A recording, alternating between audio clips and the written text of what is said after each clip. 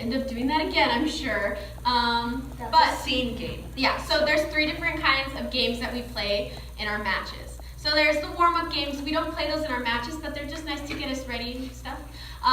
Then we have scene games, which are stuff like that where you set up your scene, you like have a storyline, and then there's shtick games, which are also called gag games, and that's games like we have a game called Spelling Bee, which I'm sure we'll teach you guys because it's a lot of fun. Where we have a team of 4 people, and they're at a spelling bee, and we'll just do a little quick little one for an example of like a shtick game, and the audience will give them like a really hard word to spell. So give me like the longest word you know.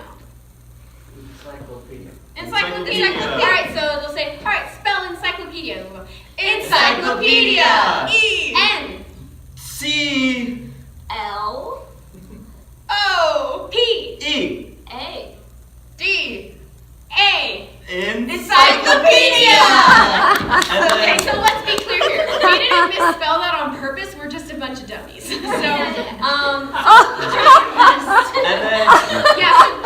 when you play a game like that, yes, it's funny when you don't do it right, but you don't want to spell like cat, K, E, T, cat, you know.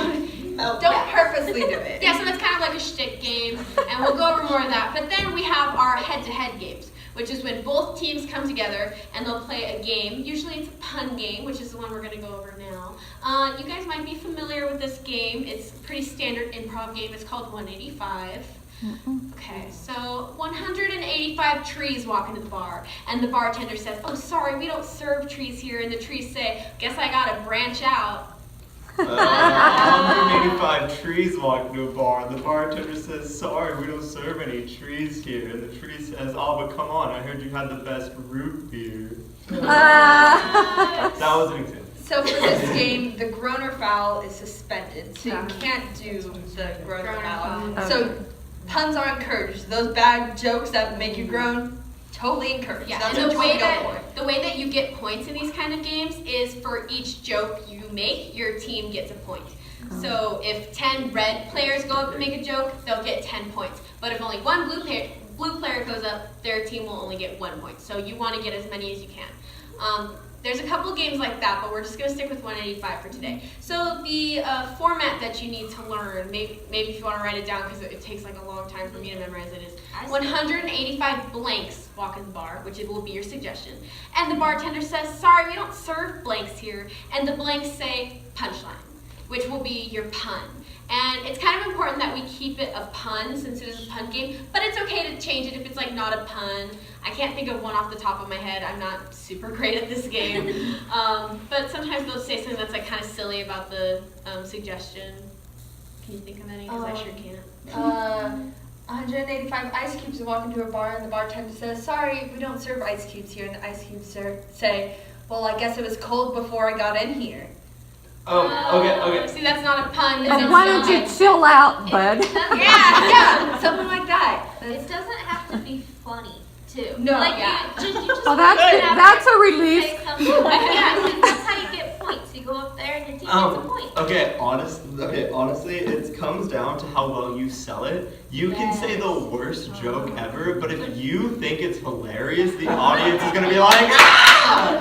See, Nick, every time he comes up and tells a joke, he'll be like, and then I said, I guess I'll branch out. And I think that was And everyone laughs at him because they're like, haha, he looks stupid. So it doesn't have to be funny. And with the way you get the point, like I said, is if you come up and make the joke, you get a point if the audience claps, if they laugh, if they go, ugh.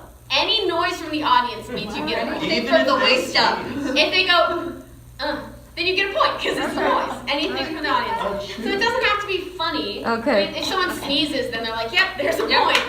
But we can do an example. Let's try it out.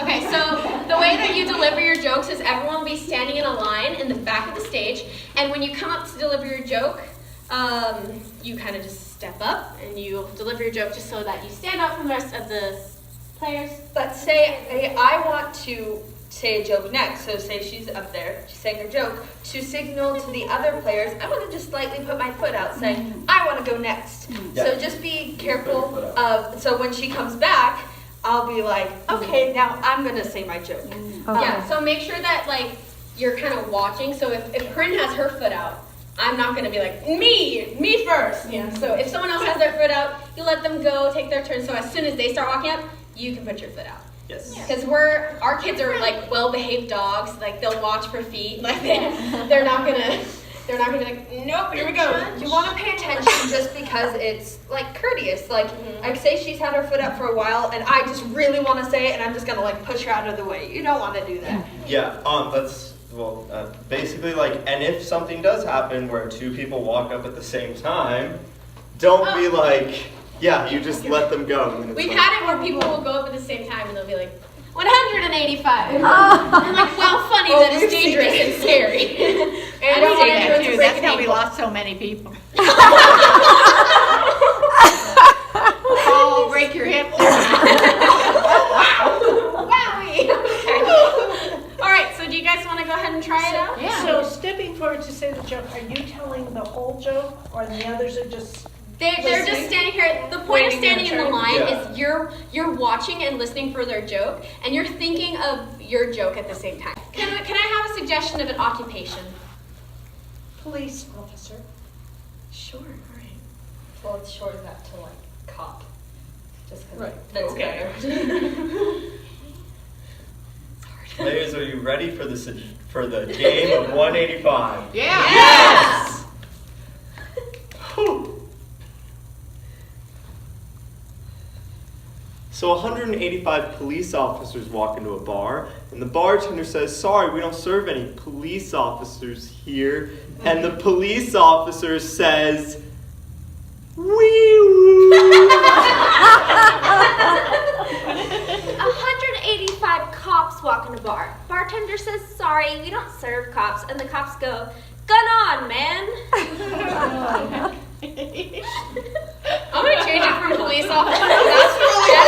Yeah, okay, that's another thing. If a ref sees that you guys are struggling, he'll just go up and be like, "Tweet, that's all we got for that one. Can I get another suggestion?" So like sometimes certain suggestions, like there's like two staple jokes, like kind of like the tree. You get like branch out, or you didn't have to bark at me, and then the ref will be like, yep, that's all the jokes there are about trees. All right, let's move on. So you'll get probably like 4 suggestions on different things. Yeah. And it'll be a lot easier when there's more people up here because we all kind of have one brain cell. So like, I'm normally way better. I don't know why. Like, I don't this know. is my game, and I was done. yeah. Police So officers are hard at suggestions. yeah. So even if no one can think of a joke, don't be like, okay, I guess I gotta go up and say something about cops.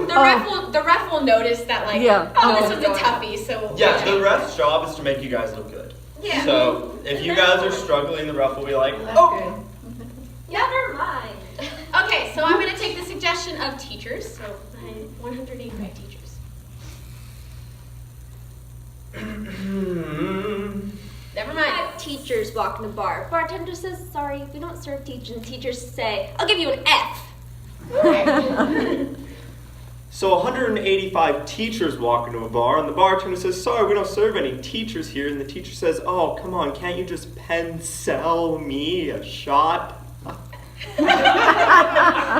Like pencil. 185 teachers walk in a bar. Bartender says, sorry, we don't serve teachers. And the teachers go, I'm going to teach you a lesson for that. Okay, so another thing when you're coming up to tell your joke, you want to make sure that your feet are planted and that you're looking out at the audience, because the more confident you deliver your joke, the better it's going to seem. So if you come up and you're like, 185 teachers. The teacher said, sorry, I don't serve teachers here. And then the teacher said, why don't you just pencil me a dream? So after you say your joke, you're going to say it nice and confident. You're going to be like, haha, this is the funniest thing in the whole world. Give it a second to set in, let them get their laughs, and then you'll go ahead back. So when you're coming up, don't be like 185 teachers walking by. Like, make sure you're already up there and you're ready to tell your joke. Make sure your joke is told, and then go ahead and take your step back. Don't like walk away like mid-joke, like, and then the teacher said, we're done with the joke. So make sure that it sticks with the audience. Does it always begin 125? Because at one point you 185, said something about 5 ice cubes or something. It's always 185. 185. Yeah. All right. Yeah. I don't know why it's that number. Just kind of a lot of whatever. Yeah. All right, so you guys want to try it?